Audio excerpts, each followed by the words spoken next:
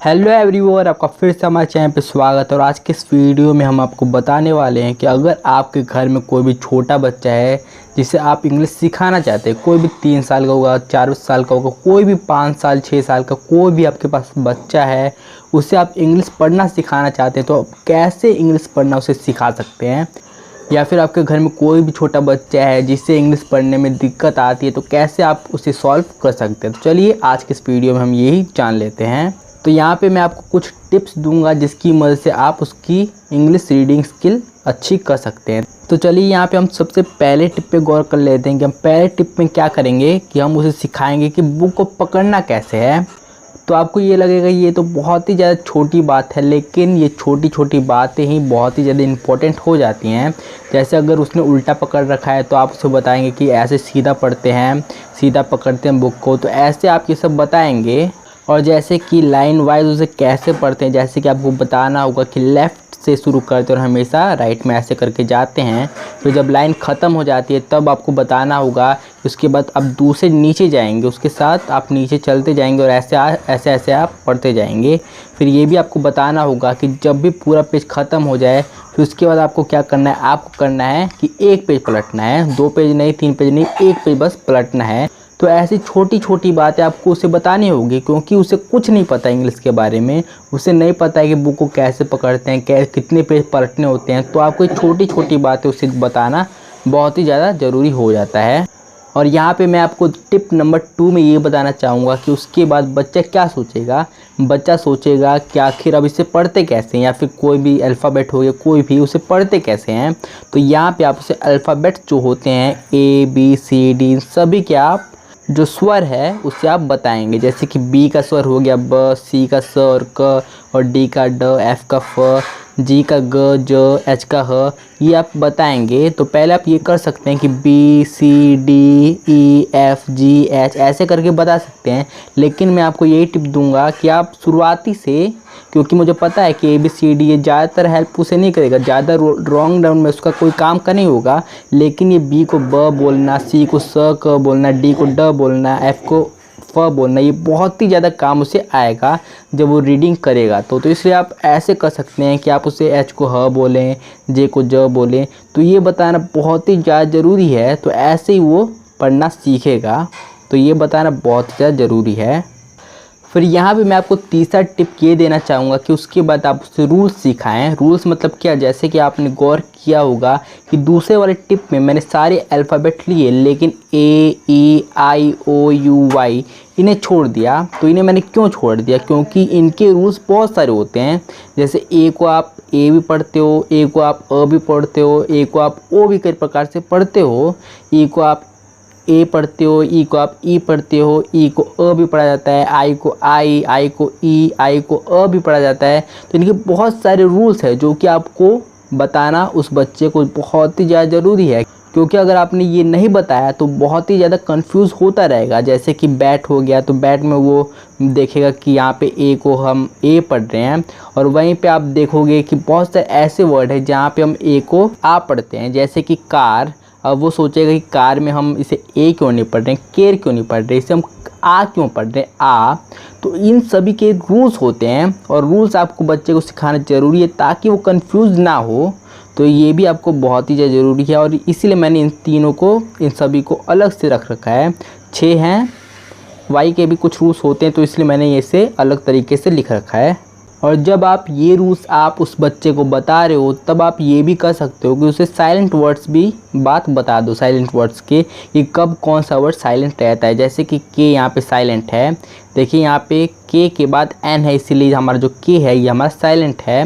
वैसे यहाँ पर एन है, ये हमारा साइलेंट है, कॉलम में एन है वो हमारा साइलेंट है। क्यों? क्योंकि एन के बाद है एम, जब भी एम के बाद एन होता है तब भी हमारा जो एन होता है वो साइलेंट होता है। तो ये सभी बातें आपको बतानी ज़रूरी है उस बच्चे को, ताकि वो अच्छे तरीके से समझ पाए और गलती ना करे, कंफ्यूज ना हो कि इसमें इसे अलग तरीके से, उसमें इसे अलग तरीके से। तो यही आपको उसे कंफ्यूज नहीं होने देना है। उसे ये साइलेंट वर्ड्स, ये रूल्स भी आपको बताना ज़रूरी है। और मज़े की बात ये है कि मैंने सारे टॉपिक्स अपने चैनल पे निपटा रखे हैं। आप प्लेलिस्ट में जाएंगे, वहाँ पे आप इंग्लिश सीरीज़ वाला सेक्शन लेंगे तो वहाँ पे आप स्टेप बाय स्टेप सीख सकते हैं। वहाँ पे मैंने सारे रूल्स आपको बता रखे हैं इंग्लिश लैंग्वेज से रिलेटेड, मतलब जो भी पढ़ने से रिलेटेड रूल्स हैं। ए को कब ए पढ़ते हैं, ए को कब ई पढ़ते हैं, ए को कब क्या क्या पढ़ते हैं, वो सारे रूल्स मैंने आपको बता रखे हैं और साइलेंट वर्ड्स भी करा रखे हैं। तो आप वहाँ पे जाके आप स्टेप बाय स्टेप सीख सकते हैं। और यहाँ पे टिप नंबर 4 में मैं आपको सलाह दूंगा कि अब आप उस बच्चे को जोड़ जोड़ के पढ़ना सिखाएं। उसने अल्फ़ाबेट सीख लिए, जो भी अल्फ़ाबेट है मेन उसे आपने सिखा दिया है। फिर उसके बाद आपने वोवेल्स के रूल्स भी सिखा दिए हैं कि ए को कब अ पढ़ते हैं, ए को कब ई पढ़ते हैं, ये सब भी आपने बता रखा है। तो अब उसे जोड़ जोड़ के पढ़ना सिखाएं, क्योंकि वो सीख चुका है कि यहाँ पे हम जो पी है इसे हम प पढ़ते हैं, यहाँ पे ई है तो इसे हम अ पढ़ते हैं यानी ए पढ़ते हैं, यहाँ पे एन है इसे हम न पढ़ते हैं। ये वो सीख चुका है। लेकिन अब आपको बताना है कि इसे जोड़ के क्या साउंड आएगा। जैसे कि आप क्या कर सकते हैं, जहाँ पे पी है तो पी का साउंड क्या आता है, पी का आता है प। और जो ए और आई है इसे आपने रूल्स में बता रखा है कि ए और आई जहाँ पर भी आपको दिखे इसे आप पढ़ना है ए, और एन को क्या पढ़ना है न। तो अब आपको इसे जोड़ना उसे सिखाना होगा कि यहाँ पे जो पी है इसे आप प लिखोगे और जो ए है इसे आप जोड़ दोगे प में तो हो गया पे, पे हो गया। और जो एन है इसे आप नहीं जोड़ोगे, इसे अलग से यहाँ पे लिख लोगे तो पेन, पेन, ऐसे ऐसे आप उसे सिखाओगे। यहाँ पे टाइम है तो टाइम का भी ऐसे आप अलग अलग करके लिख सकते हो। जैसे टी को आप ट पढ़ोगे और जो आई है इसे आप आई पढ़ोगे तो आई को आप जोड़ दोगे ट में तो हो गया टाई। ऐसे आप सिखाओगे। और एम को म पढ़ते हैं और ई को कुछ नहीं पढ़ते हैं। अगर आपने रूल्स वाली वीडियो देखा है तो आपको पता ही होगा। तो ऐसे टाइम बन गया टाइम। वैसे ये पेन, ऐसे आपको सिखाना होगा और ये भी आपको बताना होगा कि जो भी वर्ड होते हैं इसमें ये सब होता है, लेकिन अगर वर्ड अलग वर्ड हुआ उसमें नहीं जुड़ेगा। जैसे यहाँ पे ये वर्ड ख़त्म हो जाता है, पेन, पेन ख़त्म हो जाता है, लेकिन यहीं पे आ गया इम्पोर्टेंट। तो इम्पोर्टेंट वाला जो आई है वो यहाँ पे एन में नहीं जुड़ेगा। तो ऐसे आपको स्टेप बाय स्टेप उसे सिखाना होगा, क्योंकि उसे कुछ नहीं आता है, इसलिए आप बिल्कुल अच्छे तरीके से सिखाओगे तभी वो सीख पाएगा। तो अब बारी है टिप नंबर 5 की। तो टिप नंबर 5 में आपको क्या करना होगा कि अब आपको जोड़ जोड़ के नहीं, अब आपको तोड़ तोड़ के पढ़ना उसे सिखाना होगा। तोड़ तोड़ के यानी क्या, मतलब जब भी आपको बड़ा शब्द दिख जाए, जब भी उसे बड़ा शब्द दिख जाए कोई भी इंग्लिश का, तो उसे प्रॉब्लम ना हो उसे पढ़ने में, तब वो तोड़ तोड़ के पढ़ सकता है। जैसे कि यहाँ पे देयरफॉर है तो देयरफॉर को आप देयरफॉर नहीं, इसे आप क्या कर सकते हो कि देयर, इतना पढ़ लिए देयर, फिर उसके बाद फोर, ऐसे आपको उसे सिखाना होगा।